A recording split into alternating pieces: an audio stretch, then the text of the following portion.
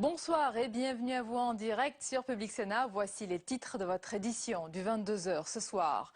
Offensif et combatif pour son premier meeting à Annecy, le candidat Sarkozy a sorti les griffes. Il a accusé, sans le nommer, François Hollande de mentir matin, midi et soir. Devant les militants UMP, il a fustigé ceux qui veulent affaiblir la France tandis que lui revendique le changement encore et toujours. Puis sur un mode plus personnel, il a reconnu des erreurs durant son quinquennat tout en assurant avoir tenu le coup, y compris lors de moments de douleur personnelle. Et puis la réponse du candidat socialiste n'a pas tardé. François Hollande balaie d'un revers de main ce soir les critiques de Nicolas Sarkozy. Il accuse en retour de falsification, caricature et manipulation. Il fustige aussi l'homme de la crise, tandis que lui veut être le président de la sortie de crise. La bataille s'engage donc frontalement.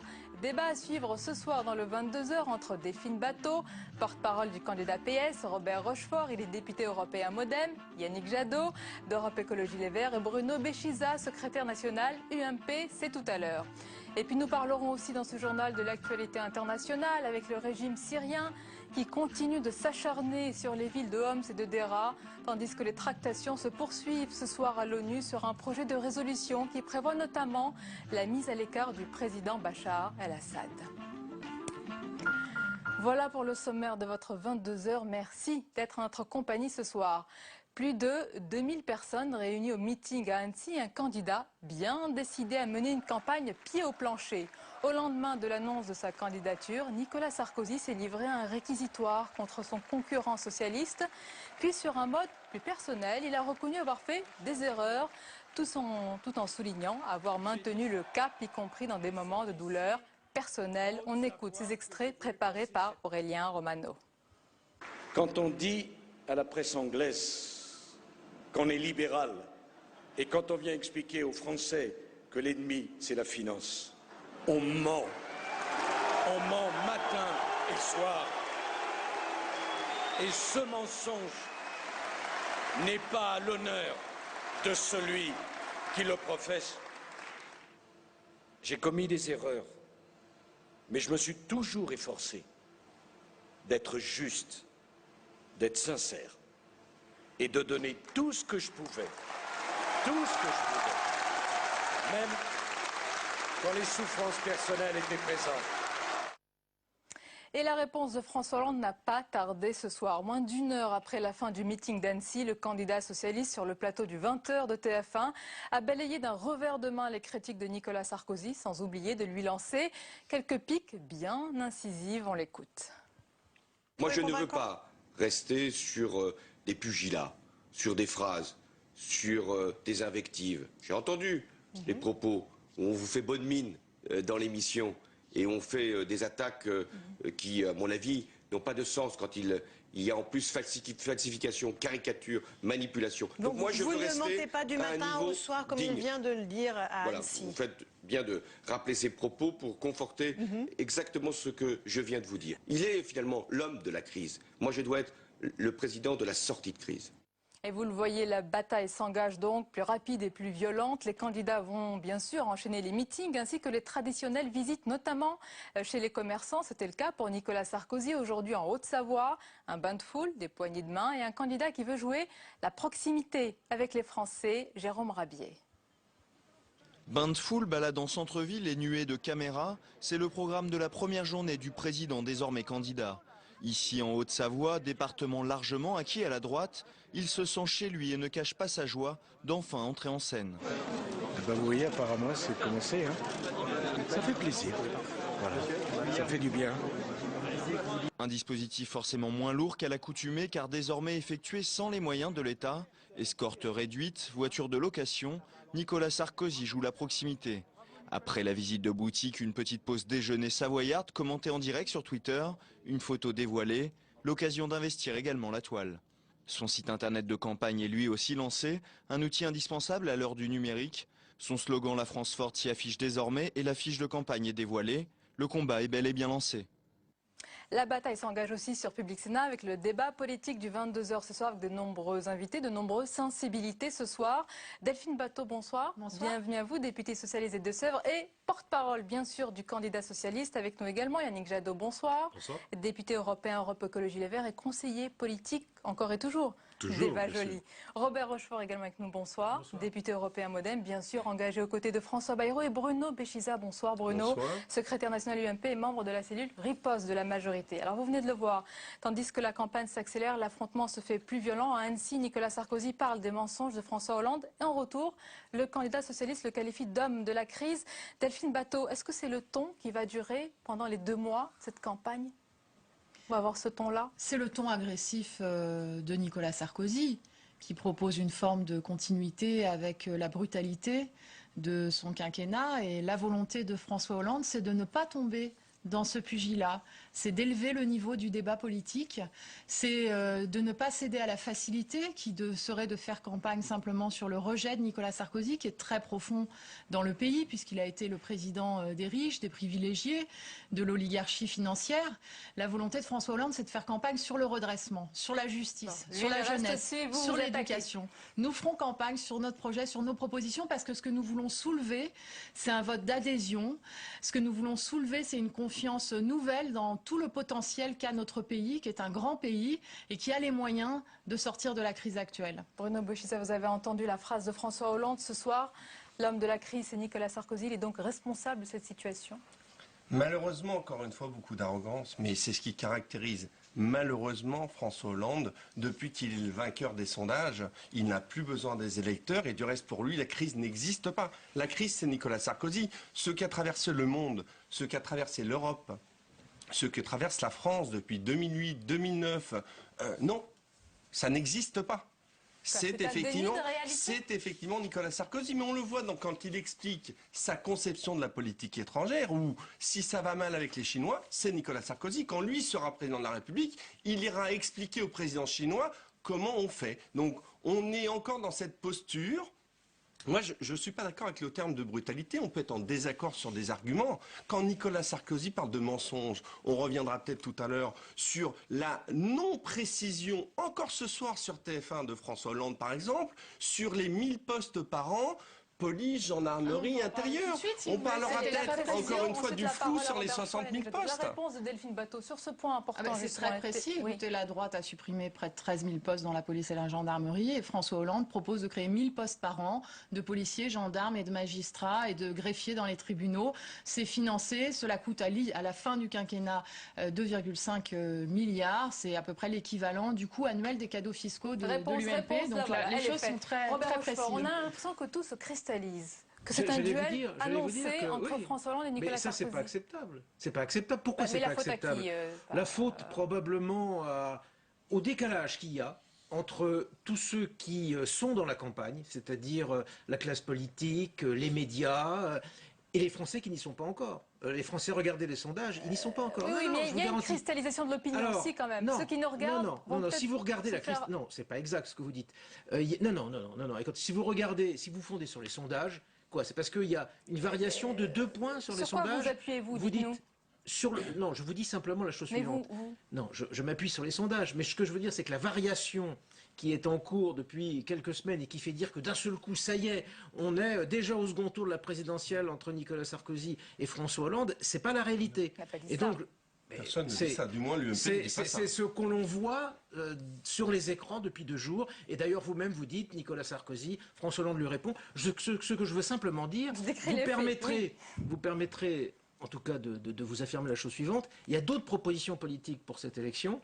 Il y a un premier tour. Il y a François Bayrou qui propose autre chose. Et d'ailleurs, la façon dont vous avez lancé le sujet tout à l'heure a bien montré qu'on est dans l'invective. On est dans quasiment la façon François Bayrou n'est pas dans la tendresse non plus quand il qualifie les 2 candidats. Non, simplement, on n'est pas actuellement sur les propositions.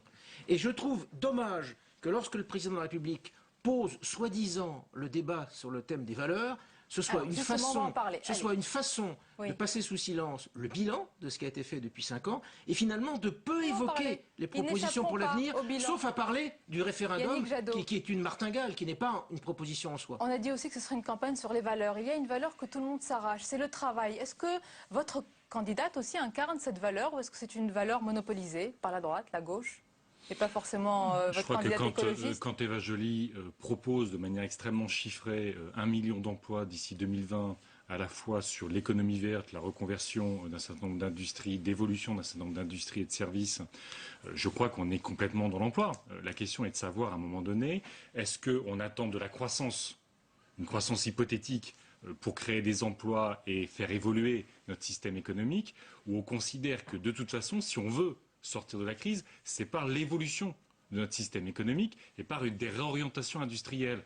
Alors moi, j'entends le président de la République citer Gramsci, qui dit quand il y a crise, quand le vieux monde ne veut pas mourir et que le nouveau monde ne peut pas naître, et que quand il parle de politique industrielle, le président de la République, il cite le général de Gaulle. Donc on voit bien à quel point il est, dans sa vision d'une économie et de l'emploi du XXIe siècle, aux antipodes de ce qu'il faudrait faire. Mais moi, je voudrais quand même insister sur un point, par rapport au discours du président de la République ce soir. Alors son côté, je vais faire la rupture de la rupture de la rupture, je pense que tout le monde a compris que c'était plus le sujet. Le point, c'est quand il parle du peuple. Oui. Moi, j'étais outré des propos du président de la République. Pourquoi? Quand il a fait son Péronne, son Chavez ou son Orban, il répète... Vous n'êtes pas dans l'excès, là? Attendez, écoutez bien ce qu'il a dit.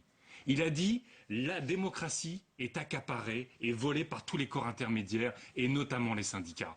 Moi, je veux parler au peuple. Et les élites. Et je vais donner... Et les élites qu'il a réunies le soir même de son élection. D'ailleurs, son affiche, je me demande si elle n'est pas prise du bateau de Bolloré.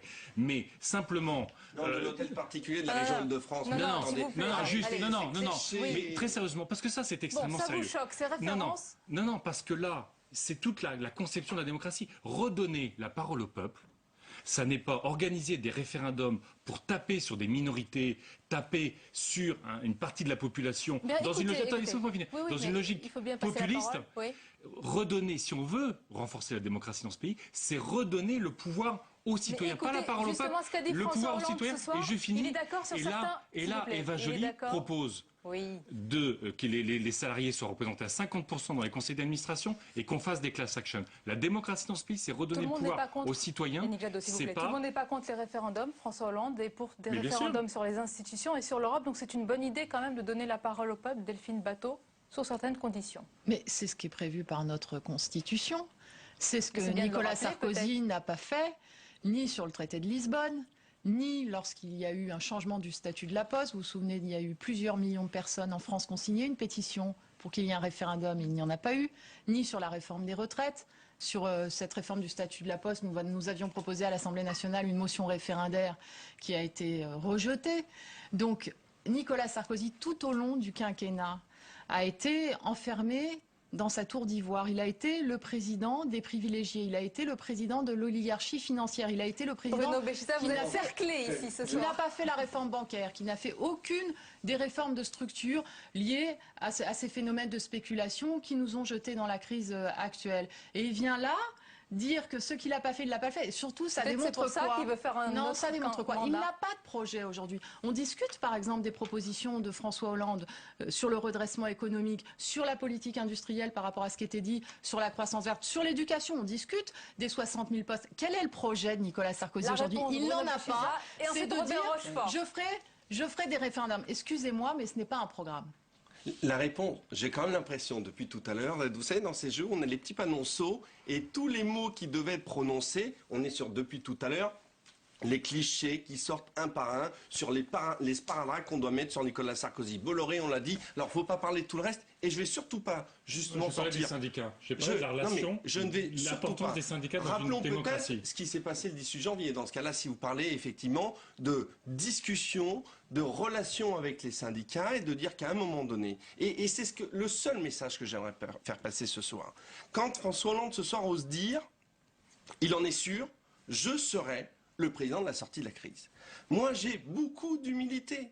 En 2007, personne ne prédisait aujourd'hui la période dramatique que nous sommes en train de traverser.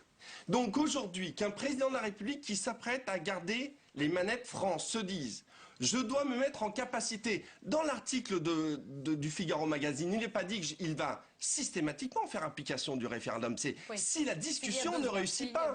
Je me dote d'outils au cas où le système est bloqué, ça ne me paraît pas anormal. Robert Rochefort. Alors, excusez-moi, la question n'est pas de savoir s'il faut utiliser ou pas le référendum. La question, c'est que Nicolas Sarkozy, dans son interview au Figaro Magazine de la semaine dernière, a précisé 2 sujets.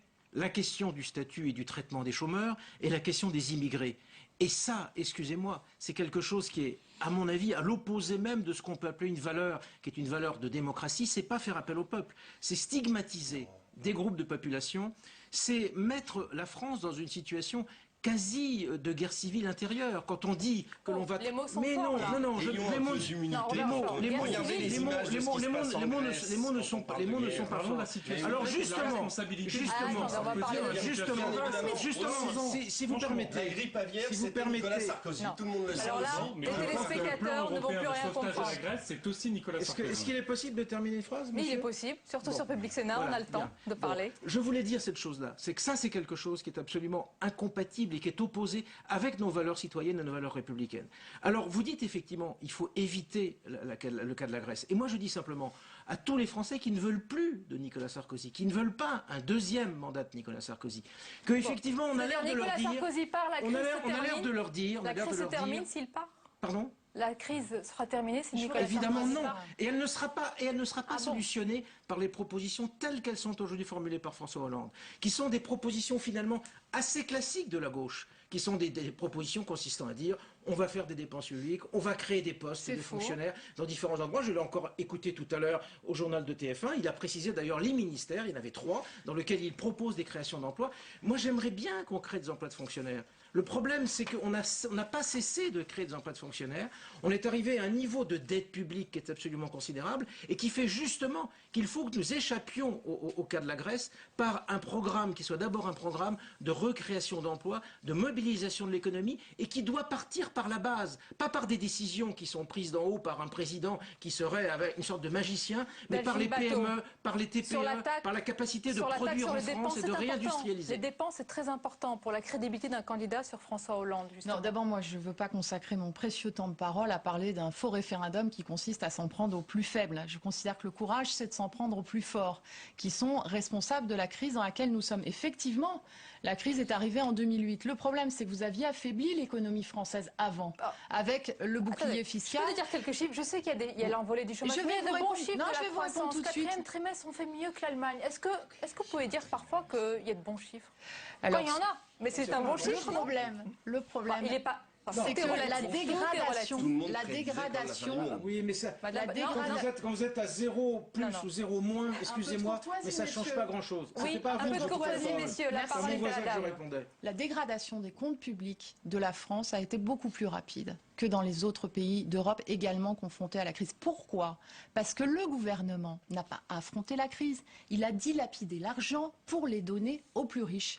2 milliards d'euros viennent d'être donnés en réduction d'impôt de solidarité sur la fortune, quand dans le même temps, 200 000 contribuables sont devenus imposables alors qu'ils ne l'étaient pas. Et contrairement à ce que disait le représentant du MoDem, le projet de François Hollande est parfaitement financé. Et vous voyez, il propose entre 2012 et 2017 de ramener le niveau de la dépense publique de 56,5% aujourd'hui à 53,9%. Vous le savez bien. Tout est précis, ça fait 20 ans financé que les gouvernements de droite et de gauche font pareil. Écrit, c'est un programme de redressement. Yannick Jadot. Je vais peut-être avoir un accord avec M. Rochefort sur le fait que cette croissance improbable qu'il faut agir, même aujourd'hui, sans attendre la croissance. Très clairement, pour nous, aujourd'hui, il y a le président de la République a par exemple mentionné la question de Fessenheim. Ah oui. Il a dit les ouvriers de Fessenheim. Et bon, il a parlé de vos négociations sur le tapis vert. Tout à fait, c'est vrai. Mais c'est intéressant quand même d'avoir. Est-ce qu'une négociation qui se fait 6 mois avant une élection, dont le résultat est public, est-ce que c'est une négociation sous le tapis vert? Et est-ce qu'une négociation, quand on donne des circonscriptions aux gens de chez Mme Boutin, aux gens de chez M. Morin, pour éviter qu'ils se présentent, ça c'est la démocratie? Non. Nous avons fait le pari de l'intelligence devant les Français, qui est de dire oui, les écologistes et les socialistes sont différents, mais ils veulent construire ensemble une majorité et nous le ferons dans telle et telle condition. Ça me paraît être un exercice assez sain de démocratie. Mais encore une fois, moi je veux bien qu'on parle des ouvriers de Fessenheim. Je veux dire, nous avons un projet. C'est un cri ce soir apparemment, ce que dit Nicolas Sarkozy sur les ouvriers de Fessenheim. Oui, mais c'est un cri, mais simplement, il fait moins, j'aurais aimé qu'il fasse le même cri quand M. Besson a sacrifié 14 000 emplois dans le photovoltaïque, simplement pour défendre quelques emplois dans le nucléaire. Nous avons un plan sur l'énergie qui va créer des emplois. Vous savez, en 98, quand la coalition rouge-verte en Allemagne a proposé la sortie du nucléaire, le patronat et les syndicats disaient il va y avoir 125 000 chômeurs supplémentaires, l'industrie allemande va mourir et tout ça. Qu'est-ce qu'on a eu? On a eu 400 000 emplois créés en plus et on a une industrie qui est innovante, fondée sur des PME et qui est compétitive. Je voudrais juste votre réaction ce soir, à vous aussi, Yannick Jadot, sur un sondage. C'est le dernier qui vient d'arriver, IFOP Paris Match, vous allez le voir s'afficher, qui indique que l'écart se resserre au premier tour. Nicolas Sarkozy serait donc crédité de 26,5% des intentions de vote contre 29,5% pour François Hollande. L'ère de la campagne lui réussit, semble-t-il. Il faut avoir beaucoup d'humilité, comme les sujets qu'on aborde ce soir. Vous savez, les vérités des sondages, on ne peut pas un jour dire ils sont faux parce que ça allait pas forcément très bien pour l'UMP, et là pour dire il y a une embellie merveilleuse. On se trompe, et là je rejoins mon voisin. Très bien. Sur aujourd'hui la prise de conscience nécessaire de nos compatriotes. Mais il n'y a pas d'axe, j'aime pas ce mot-là. Vous savez, on a vu les axes, François Hollande qui tient un discours ici avec ses alliés du Front de Gauche et qui, quand il est à Londres, tient un autre discours sur les communistes. Voilà. Bon. Vous voyez ça? Vous regrettez les mensonges de Nicolas Sarkozy. C'est vous qui lancez une plaisanterie. Parce que dans ma culture personnelle, la notion d'axe est connotée. Voilà. Donc effectivement, je n'attendais pas de votre part ce type de réflexion, tout simplement entre le candidat Bayrou et le candidat Nicolas Sarkozy. Il y a aussi un élément très important. Je vais faire un tour de table. Robert Rochefort, il y a aussi une fracture, une grande différence sur l'État, le constat sur l'État de la France. Nicolas Sarkozy parle, lui, il a parlé à l'ANSI d'une France forte, qui a résisté mieux que les autres, mieux que l'Italie, mieux que l'Espagne, alors que les socialistes disent que la France est affaiblie. Que dit le MoDem? La France est effectivement affaiblie. Mais par rapport à qui? Par rapport à ses voisins? Attendez. Quand la droite dit que la France s'en sort mieux que les autres pays, c'est tout simplement parce que nous sommes rentrés dans la crise avec un niveau de chômage déjà tellement élevé que effectivement l'accroissement relatif paraît beaucoup plus faible que dans les pays qui avaient un taux de chômage beaucoup moins élevé que le nôtre. Mais évidemment, regardez les publications la semaine dernière du chiffre du déficit du commerce extérieur, 70 milliards. Ça, c'est noir si c'est pas un peu le Non. Est-ce que vous savez que l'ensemble du déficit de l'Union européenne, ça a été 7 milliards? C'est-à-dire que la France, à elle toute seule, a fait 10 fois plus que le déficit cumulé de l'Union européenne. Donc évidemment, la France ne va pas bien. Mais la France a du potentiel. La France a la capacité de rebondir. Mais vous voulez tous qu'elle aille mieux. Ce que nous pensons, excusez-moi, je voudrais terminer simplement. Ce que nous pensons, c'est que justement, pour rebondir, il faut quelque chose de courageux qui consiste à dire que c'est pas dans l'affrontement entre la droite et la gauche que ça se fera.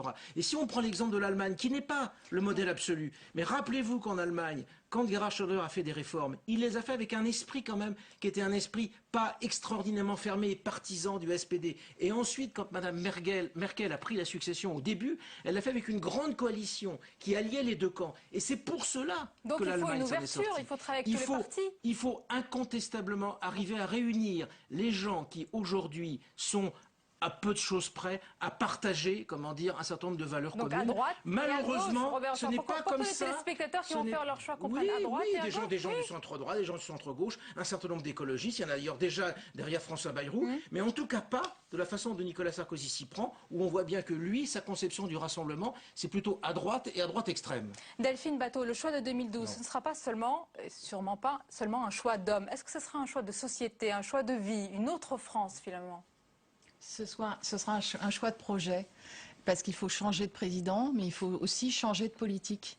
Donc il faut, c'est peut-être ça le débat qui n'a pas lieu ce soir, ce dont il faut débattre, c'est de ce dont on propose, ce qu'on propose pour redresser notre industrie, avec le contrat de relocalisation, ce qu'on propose pour sortir l'éducation nationale de la situation actuelle. On est aujourd'hui dans une situation où il y a quand même 40% des enfants qui arrivent au collège qui ne maîtrisent pas les fondamentaux en matière notamment d'écriture, de mathématiques. Donc il y a une dégradation aujourd'hui, il y a une montée de la pauvreté, il y a beaucoup de difficultés. Donc le débat de l'élection présidentielle, c'est un débat sur les solutions, c'est un débat aussi sur la République et sur les valeurs. Et moi, je partage l'idée que dans une élection présidentielle, il faut rassembler les Français. Il ne faut pas être agressif comme l'est Nicolas Sarkozy. Il ne faut pas cliver, il ne faut pas diviser, désigner les immigrés, les chômeurs comme étant responsables de la situation. Et ce que veut François Hollande, c'est en effet rassembler les Français sur des valeurs de gauche, mais sur des valeurs républicaines. Yannick Jadot et puis Bruno Béchissa.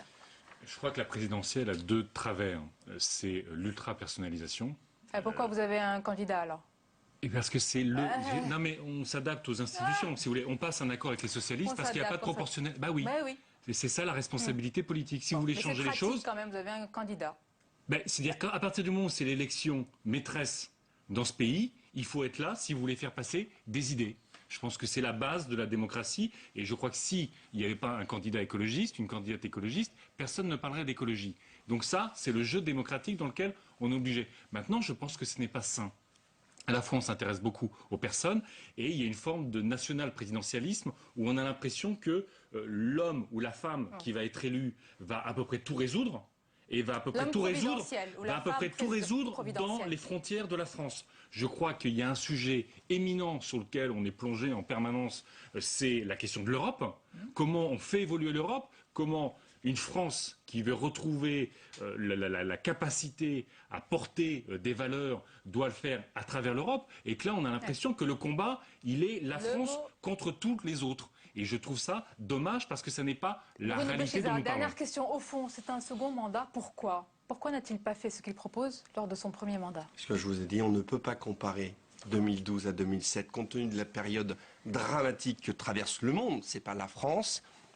Et que pour moi, il est le seul à pouvoir proposer, et moi il y a une question de société aussi, puisque nous ne sommes pas sûrs, il faut le dire à nos téléspectateurs, que dans un an nous serons sortis de la crise. Bien et sûr. Qui sera capable de nous faire traverser cette période. Messieurs, merci Robert Rochefort, merci Bruno Béchissa et madame, merci Delphine Bateau bien sûr, et merci beaucoup Yannick Jadot. La suite du 22h tout de suite, c'est le tour de l'info, il est préparé par Cécile Sixou. Vous allez voir, nous allons parler évidemment de la situation en Syrie avec les bombardements qui s'intensifient ce soir sur Homs et Dera. Et puis on vient de l'apprendre, il y a eu donc une résolution à l'ONU qui a été votée pour condamner la répression en Syrie. On regarde tout cela, c'est préparé par Cécile Sixou. 19 personnes massacrées ce soir à Idlib. L'armée syrienne continue de s'attaquer aux villes rebelles, toujours sous les bombes. 2 figures de la révolte ont été arrêtées par les forces gouvernementales, le journaliste Mazen Darwish et la blogueuse Razan Ghazaoui. Au même moment, l'Assemblée générale de l'ONU doit se prononcer ce soir sur un projet de résolution qui condamne la répression. 10 000 € d'amende et 3 mois de prison avec sursis. Rejugé en appel, Jean-Marie Le Pen a une nouvelle fois été condamné. En cause, ses propos sur l'occupation allemande, pas particulièrement inhumaine selon lui. L'ancien président du Front National a annoncé qu'il allait se pourvoir en cassation. Interdire les licenciements boursiers dans les entreprises qui se portent bien, c'est l'objectif du texte discuté ce matin au Sénat. Il a été rejeté par un Sénat à majorité de gauche. Pourtant, c'est une proposition de loi communiste. Mais quel fiasco cette PPL, mais quel fiasco! La majorité de gauche du Sénat s'est pris les pieds dans le tapis. Un couac provoqué par les radicaux de gauche qui se sont abstenus sur le texte. La France forte, on connaît désormais le slogan et l'affiche de campagne de Nicolas Sarkozy. Une lettre modifiée ou une image enlevée, très vite sur le net, les parodies ont fleuri par dizaines. Petit florilège.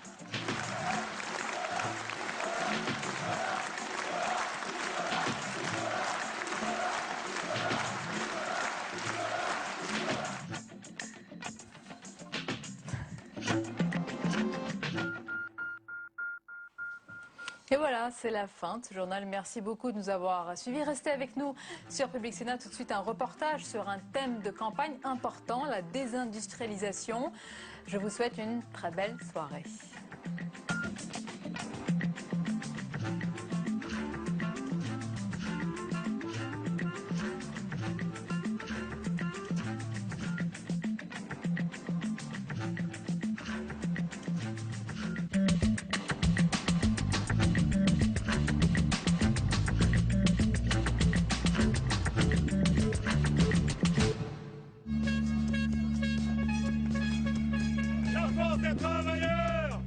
Il y a 3 semaines, la direction américaine de l'entreprise Molex a décidé de déposer le bilan de la filiale française de Villemur-sur-Tave. L'histoire de Molex a fait la une des journaux. Le bras de fer avec la direction a été tendu. Au final, les salariés ont obtenu des indemnités, mais perdu leur combat contre la fermeture de leur usine. On a compris que c'était la loi de la finance qui commandait par rapport à tout le reste, quoi. Voilà, c'est vraiment pour faire davantage de fric, mais que rien n'a été prouvé là-dessus. Avec ses 300 salariés licenciés, l'usine Molex est un des exemples d'une industrie malade. En 10 ans, le secteur a perdu 5 à 700 000 emplois en France. Face à ce constat, des sénateurs veulent comprendre pourquoi et avancer des solutions.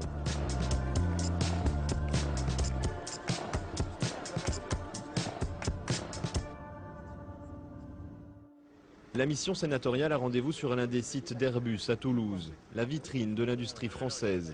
Autour de la table, des patrons et des syndicats de l'aéronautique. Martial Bourquin, donc sénateur du Pégou, président de la mission. Vous allez bien? Ça va et vous? Le Sénat a décidé une commission d'information sur les problèmes de désindustrialisation, réindustrialisation. L'idée est simple, c'est de venir sur le terrain vous écouter. Quel est votre diagnostic concernant ces phénomènes de désindustrialisation? Martial Bourquin est le président socialiste de cette mission, où toutes les couleurs politiques sont représentées. À sa droite, le rapporteur, un rapporteur UMP, Alain Chatillon.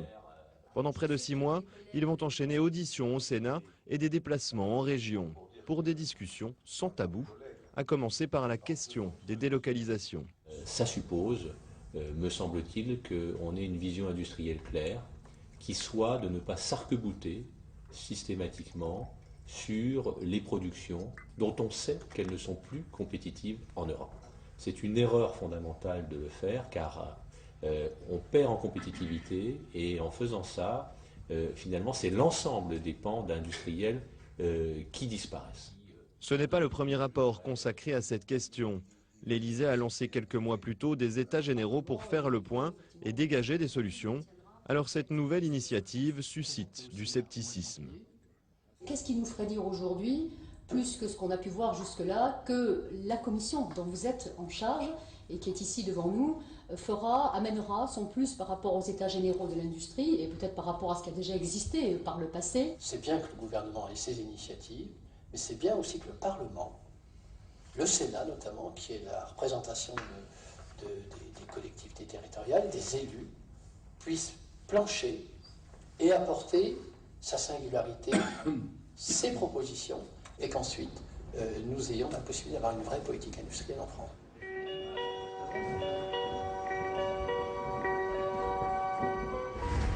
C'est impressionnant. Tu as vu le manche à côté de toi? C'est avec ça.